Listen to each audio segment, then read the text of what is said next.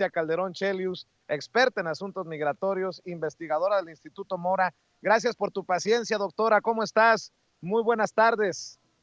Pues bien contenta siguiendo la transmisión y viendo la cobertura, Vicente, muy interesante, muy padre, muy polémico y también, pues la verdad, con muchas cosas que decir. Pues la escucho, doctora, porque aquí ya nos abrazamos, también nos peleamos, llevamos 6 horas de cobertura y bueno, espero estarle dando, espero que Alina, que Toño, que su servidor, que la gente a la que hemos entrevistado le esté dando eh, herramientas, información diferente, análisis diferente, carnita para deshebrar, para desmenuzar a la gente que nos está viendo y escuchando, a las más de 25,000, en algún momento 32,000 personas que han estado conectadas en vivo y en directo en esta transmisión especial de Sin Censura desde Washington. Pues mira, Vicente, primero que nada, yo creo que oír la voz de los personajes, de las personas que son los sujetos de este tema, la propia población migrante que está en Estados Unidos, pues yo creo que eso ya es un lujo. Yo te diría que como alguien que ha seguido este tema, más que experta, seguirlo a lo largo de muchos años, pues la verdad es que escuchar la voz de las personas es fundamental. Entonces, poder hacerlo ahora y no solamente la foto, los honorables, ¿no? Los presidentes y el protocolo. No, no. Ahí la gente y lo que está diciendo se me hace muy interesante y sobre todo porque, bueno, pues también has entrevistado a todo tipo de perfiles que tiene que ver con personas, pues que tienen mucho tiempo en Estados Unidos, que entienden muy bien algunas de las cuestiones que permiten, por ejemplo, participar en términos políticos, otras personas que tienen todavía o temor o no pueden hacerse, digamos, avanzar en términos de regularizar su situación. Entonces, todo ese perfil se vuelve muy interesante para quienes queremos entender lo que está pasando. Y primero, bueno, pues yo me voy a ir, pero como voy, Vicente, ahí te va.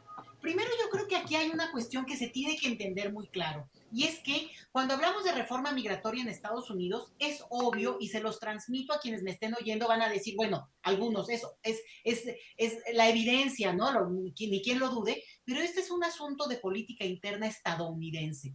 El presidente de México no va a ir a arreglar ese tema, pero obviamente el peso político que tiene y el simple hecho de decir, bueno, pues estamos dándole seguimiento y nosotros estamos atentos. ¿Por qué? Porque es un tema que nos importa, es un tema que nos afecta, es un tema que al final de cuentas, incluso económicamente, te diría, Vicente, que lo que podría significar regularizar a 11 millones de personas significaría una movilidad entre fronteras impresionante. Ya pasó hace más de 30 años con la IRCA, que lo que eso significó es un empuje económico para esta región, porque las personas de un día al otro pueden ir y venir y hacer toda una cuestión mucho más, digamos, amplia en términos de comercio, de intercambio.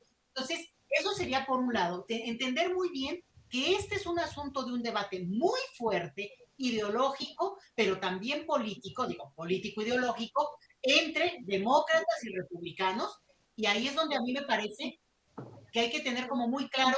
¿Se está oyendo un poco de eco?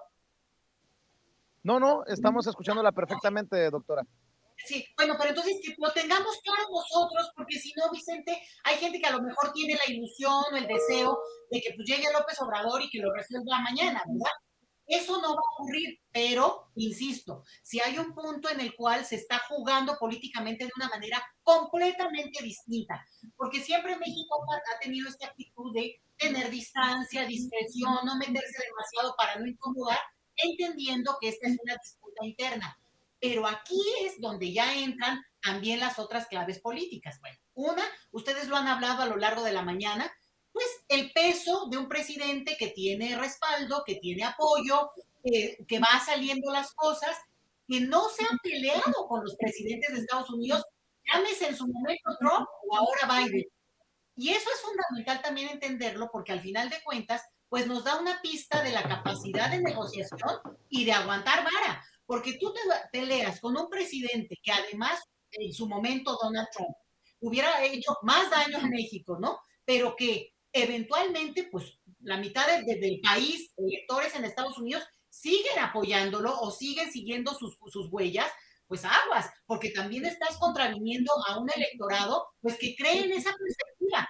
Es mejor mantener, creo que, un tipo de relación que a mí me parece que ha sido bastante interesante ver ese equilibrio. Ahora, ahí viene la otra parte que yo creo que no se acaba de entender muy bien por algunos analistas o liderazgos migrantes, Vicente. Porque mira, cuando se habla de que el presidente no se ha reunido con la comunidad mexicana, bueno, perdónenme, la comunidad mexicana son los 11 millones más sus hijos y sus nietos, bueno, estamos pegándole a los 50 millones, ¿no? Entonces, eso no existe como tal.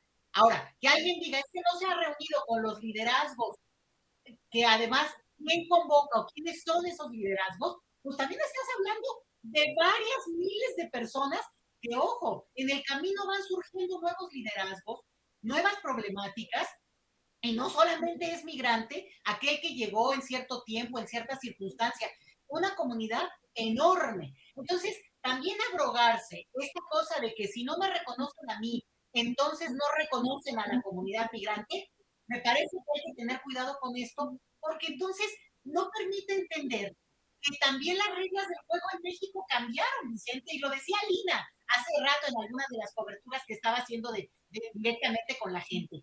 Ese es el punto, que mucho de lo que por un tiempo era no adorarles la píldora a unos que se sentían cercanos al poder porque los apapachaban, los recibían y les decían lo mismo y no pasó nada, pues es lo que estamos viendo diferente.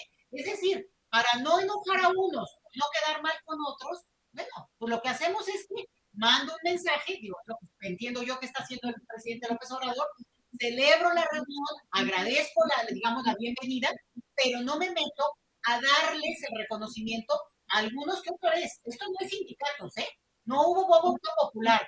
Y los liderazgos tienen mucha legitimidad en su propio grupo, en su propia comunidad, en su fraternidad, en su club, pero no necesariamente representan a la comunidad mexicana y menos en Estados Unidos y ojo, y en Francia y en España y en Alemania porque también son mexicanos en el extranjero y también son migrantes. Y en todo caso también tendrían que ser incluidos en una esfera más amplia en términos de estos liderazgos.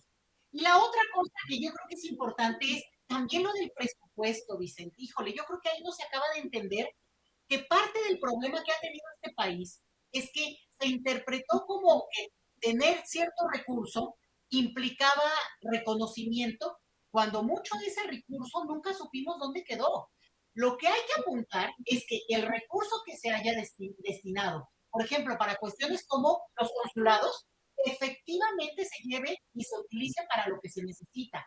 O lo mismo, poder ver cómo a lo mejor un recurso que no se recibió de manera directa para un programa que se esperaba que se mantuviera y que no se mantiene, bueno, ¿cómo puede darse a través de otros programas que tienen que ver con el recurso al campo, por ejemplo, o el recurso que tenga que ver sobre todo para algunos asuntos administrativos que incluyan no etiquetada a la comunidad mexicana en Estados Unidos como tal, no siempre, sino a lo mejor como una manera de, por ejemplo, extender una serie de trámites que los mexicanos que están en el extranjero requieren de una manera a veces mucho más urgente y eso es donde hay que meter mucha más presión en México porque ciertamente hay muchas faltas y las vamos a mencionar, digamos, permanentemente.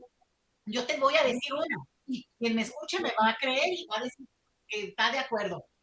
En la ley mexicana está aprobado el derecho a tener la nacionalidad mexicana si eres hijo de mexicanos o hayas nacido en el extranjero, pero tus padres, madre o padre, son nacidos en el extranjero. El problema, Vicente, es que esto es una pesadilla administrativa que tiene en el limbo a miles de personas en este país que tendrían que tener automáticamente la nacionalidad con una cuestión donde simplemente se corrobora que son hijos de esos mexicanos y ya. Se amplió esa posibilidad incluso a los hijos de esos hijos nacidos en el extranjero. Pero bueno, quedan bonitas palabras si no se puede realizar realmente términos administrativos. Eso es una queja concreta, Vicente. Eso sí es una demanda que los mexicanos en el extranjero tienen que enarbolar porque saben muy bien que tarde o temprano enfrentan ese laberinto burocrático que es atroz. Entonces, te puedo mencionar otras cosas, pero lo pongo ahí para mostrar y eso no es ni siquiera cosa de recurso, es de voluntad política, pero también de congruencia en términos de lo que se está pidiendo que se haga en Estados Unidos. Efectivamente, yo creo que muchas de las personas con las que tú hablabas hace rato decían, ¿no? Pues quienes puedan háganse ciudadanos estadounidenses, porque Trump demostró lo endeble que es la situación de incluso con Green Card. Bueno, y yo creo que eso es una forma también diferente de empezar a relacionarse con un país de origen en el cual nadie te quita tu nacionalidad, ni tu apego, ni tu, digamos, relación cultural, amorosa, gastronómica, ¿no? ¿Me entiendes? Eso no te lo quita ya nadie.